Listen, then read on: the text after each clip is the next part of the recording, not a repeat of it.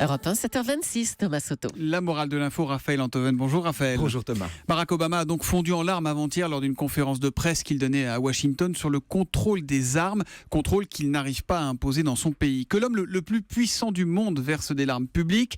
Raphaël, est-ce à vos yeux, si j'ose dire, un signe de force, de faiblesse ou bien une manœuvre? Écoutez Thomas, on peut entendre évidemment le discours de ceux qui considèrent que le président américain sort de son rôle quand il se met à pleurer, voire qu'il pleure opportunément et que ses larmes sont, sinon des larmes de crocodile, en tout cas des larmes de comédien qui soignent sa popularité.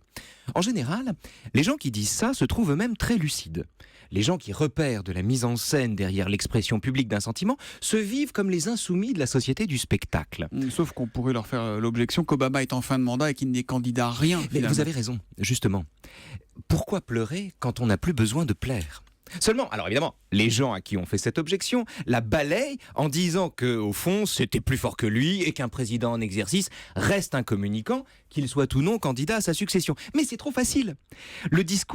Ce discours-là renseigne moins sur l'art de la communication politique dans lequel Obama excelle, on est tous d'accord, que sur leur propre incapacité à reconnaître la sincérité quand elle se présente. Vous voulez dire qu'à vos yeux de Raphaël Antoven, Obama était sincère? J'en sais rien, mais ce que je veux dire, c'est qu'il est moins naïf de le croire sincère que d'en douter.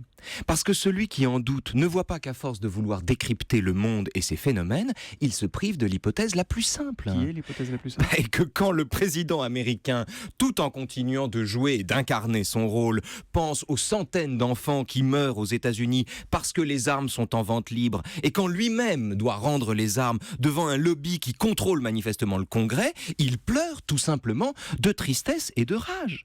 Voir une manœuvre ou un arrière-monde derrière une telle évidence, c'est, me semble-t-il, s'aveugler à l'instant même où on croit voir. C'est passer à côté du réel parce qu'on a voulu surmonter les apparences. Et la morale de l'info? La morale de l'info, c'est que trop de lucidité tue la lucidité. Elle n'est pas du tout d'accord avec vous, Julie. Mais en même temps, on n'est pas obligé de voir du cynisme partout. Il peut être sincère, on peut être président et sincère, non?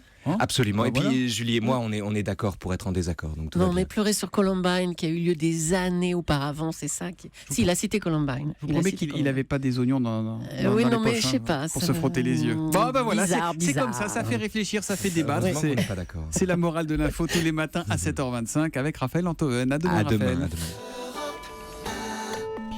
demain.